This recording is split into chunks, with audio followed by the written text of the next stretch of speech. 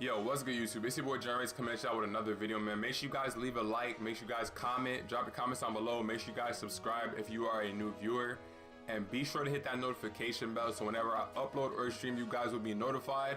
I'm not gonna lie to y'all, I will be streaming Ratchet and Clank, a new game that came out 10 days ago. I really should have got it a lot earlier, but that's besides the point.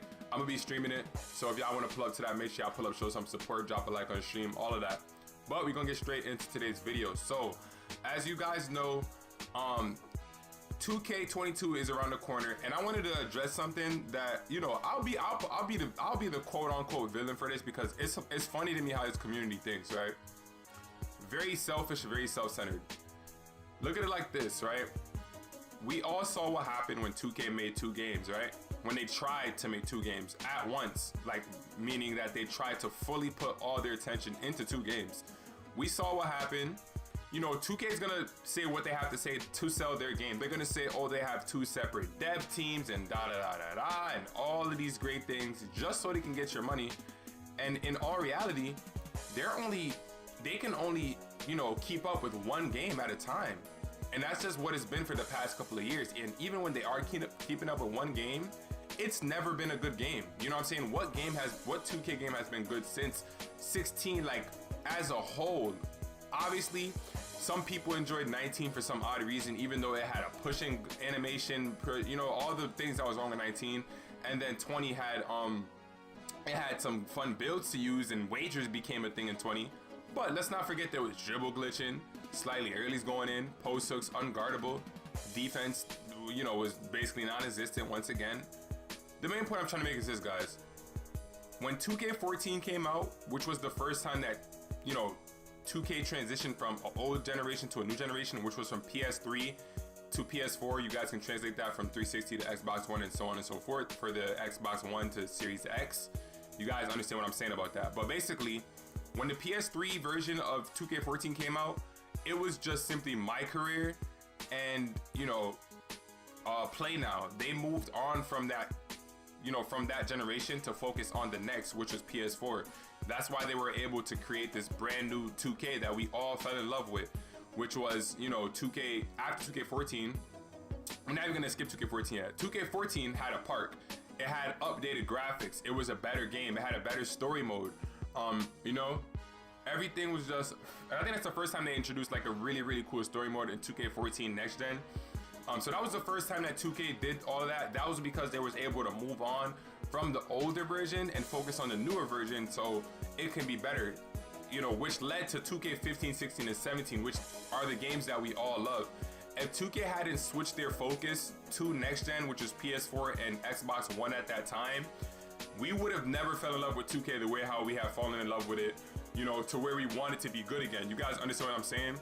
So obviously after that, 2K15 came out. It had neighborhoods, affiliations, not neighborhoods, but it had parks and affiliations, park reps and all of that.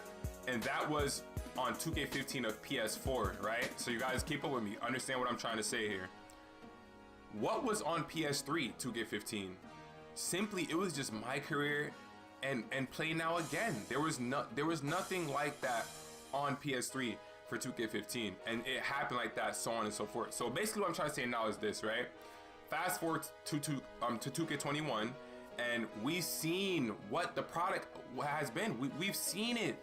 Some of the worst games ever. Some of the worst games ever. You have 2 games and both of them are terrible.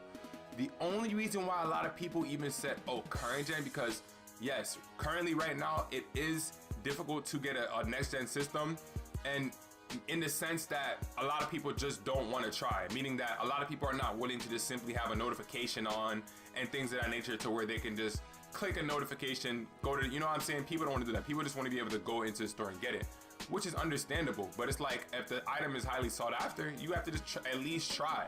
But currently right now it's difficult to get a next gen system. So a lot of people just stayed on current gen and said, you know what, we're gonna play current gen, but it wasn't even a better game. Current gen was just as equally bad. You had people cheating with Zens, bruh. People were cheating with Zens. There's only like 3 builds that are usable in current gen 21, which is like a playmaking shot creator or a playmaking shark, whatever it is, a paint beast, and that's probably it. It's probably really only 2 comp builds that you can really use and be successful with. So obviously that was current gen. Next gen, you guys know how it was. No paint defense, you know, just no defense at all. You're getting contact dunk every time. The gameplay was just absolutely terrible. They added this big city that no one asked for, which just ruined the entirety of the game, which leads me to ask you guys this question. How do you want 2K22 to be? How do you want 2K22 to be?